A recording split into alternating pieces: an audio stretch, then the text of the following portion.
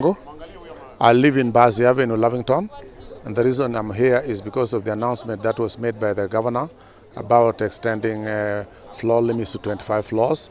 We think this is not a bad thing, but we need to know from him how they are going to mitigate this, how they're going to take care of the roads, they're going to take care of sewage, drainage, traffic, parks, child play, and all the places that are needed necessarily, which are necessarily needed, environmental friendly area. That's where we live, and we don't want it impacted negatively. So what are the concerns of Lavington residents? The concerns of Lavington residents that we have a lot of buildings coming up, and these buildings are against the zoning, because our zoning currently is four floors or less, but there are buildings coming up with more than 10, 20, 30 floors, and we are against this. So based on the governor's announcement, we think more are going to come up, and we are against this. We don't want this. We don't want this until and unless they mitigate. They tell us what they're going to do about the sewage, what they're going to do about the drainage, what they're going to do about the schools, the roads, the parks, spaces for children to play, and they have to provide that before they can build this. Otherwise, we are against this vehemently. Lavington has been considered one of the Koshi estates. What will it matter on the quality of life after the erection of this high-rise? It will reduce the quality of light because there will be problem with traffic, there will be problem with signals for TV and the phones. There will be problem with the roads. There will be infrastructural problems like sewage. They have to expand sewage. We'll have a problem with sewage. We'll have a problem with the drainage. Like now, the drainages are not bad. And when it rains, the water can go through. But there are many people it's going to impact. So those are our concerns. And many other environmental problems because they're going to cut trees, and you can't cut trees in Lavington. So those are our concerns. What are the recommendations of today's meeting? The recommendations of today's meeting is that we all agreed that we're going to let the governor know through the media or through ourselves as chairman. I'm one of the chairmen of Bazi Avenue. We're going to let the media know that we're going to let the governor know through the media that we are against this unless they provide to us a mitigating factor. Plus, we think this was a roadside announcement. We want them to legislate this, make it a law, and before they make it a law, we want our representation. So we are asking the governor to look into our concerns before these buildings take effect. According to Governor Sakaja, saying that he has got backing from the government, that is William Ruto. What can you say about that and the affordable housing? You see, this is all I can say is that it's good to have houses because we have less houses, and it's going to help the people. But affordable housing is a presidential idea which has been embraced by the country, and they have signed it into law. So I can't talk much about that. That's a law.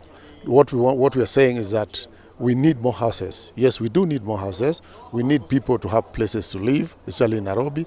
But remember, land has a fixed supply. You cannot expand the land, the size of the land. So based on the supply and demand law in economics, you cannot expand the land beyond what it is. That is why they're suggesting that we go up, which is fine because it will accommodate more people because Nairobi population will increase. That's fine, 100% fine. But you need to see how you're going to deal with the services which I've just mentioned. Now, I live in New York for many years, over a quarter century, and New York is very, very, very congested. There are a lot of buildings in New York. Singapore, I've been to Dubai, and this is fine, but you have to provide these services. You have to tell people what you're going to do about the sewage, what you're going to do about the roads, parks, or drainage system, and all for children play, and all that is needed. So it's not a bad idea. We just need to know how are they going to mitigate this. Engineer Shama Kiteme. I'm the President-elect of the Institution of Engineers of Kenya. Today we have been privileged to join our colleagues in the construction industry, KPDA and others, to take a position on the whole declaration that the Governor of Nairobi, Honorable Sakaja, declared that now we are going to have buildings rising up to 25 floors in a couple of estates that we knew the height of the buildings was limited.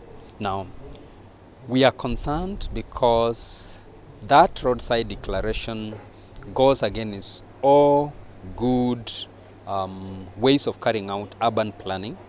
We believe that urban planning should be carefully thought out And it is very unfortunate that as governor, he can wake up and make a roadside declaration.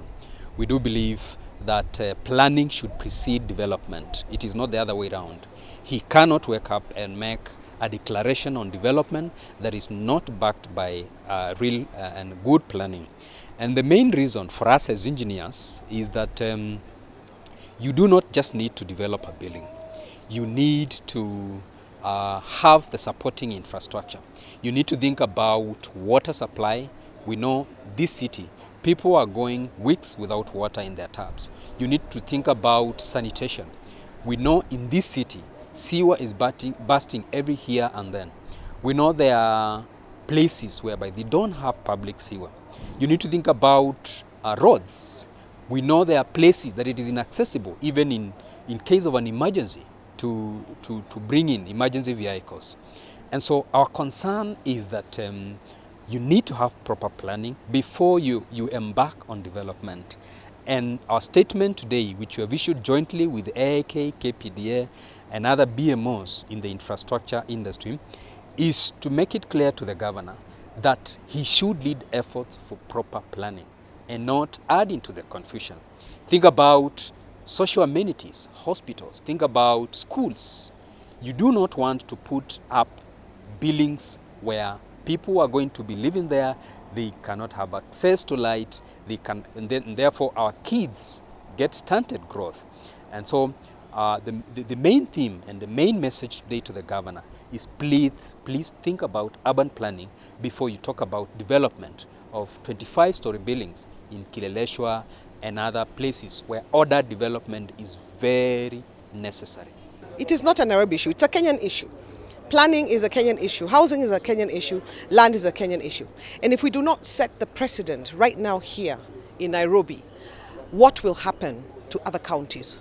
What will happen to other cities? We're talking about Mombasa, Kisumu, Nakuru.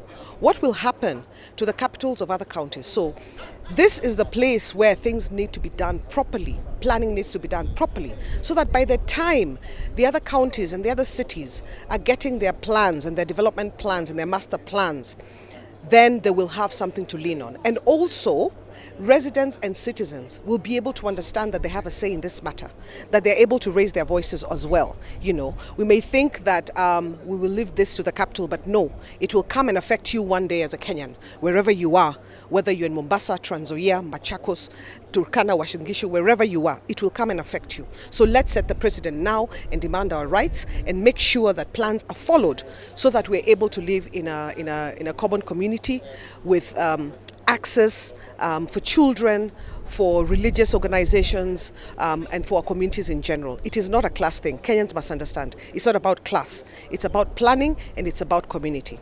So what are the concerns of provincial residents? Well, the thing is, we're also part of what was called Zone 5.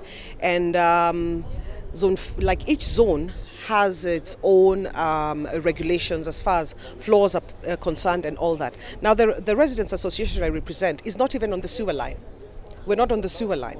So everyone has their own way of disposing of their sewage in septic tanks and all that. So if large-scale development comes, then it will already be a problem with sewage. At the moment, we're not seeing that problem, but it is creeping up. And we're saying if it's happening to other estates, no one wants the problems that happened and the disorganization and chaos that happens in pipeline. Those guys are really suffering, you know, but no one wants to have that. So in Loresho, yes, we're still in the green and leafy suburbs, but it doesn't mean we cannot fight for the entire city.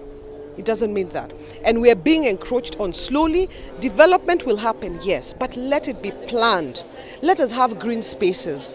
Let us have areas where children can play, surely. You know, children can walk without a problem. Pedestrian ways are marked, that there's street lighting, you know, and there's less problem with criminality. So it's not about where you live.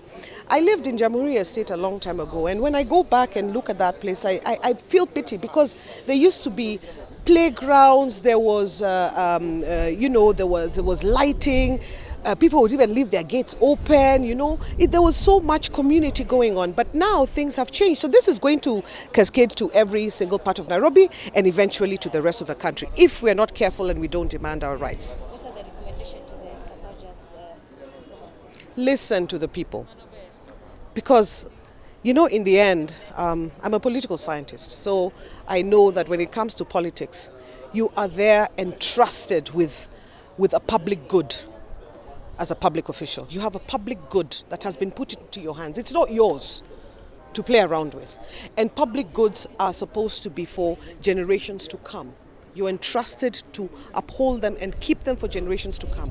So if you don't listen to the people and don't realize that your time is very short, you'll be here one season. Last season there was somebody else. The next season someone else will come. Listen to the people. I think that's the first thing. The second thing is follow the plans and policy. Plans are there for a reason. So why not follow the plans that have already been set in place? New plan has been mentioned today. Now it needs to be sent down to the local residential areas so that they can also do their own plans. And you had, I think it was the chairperson of AAK said that Mukuru have already done their plan, and that is so laudable. Yeah, but how are we to do that if left, right and center buildings are coming up with no plan?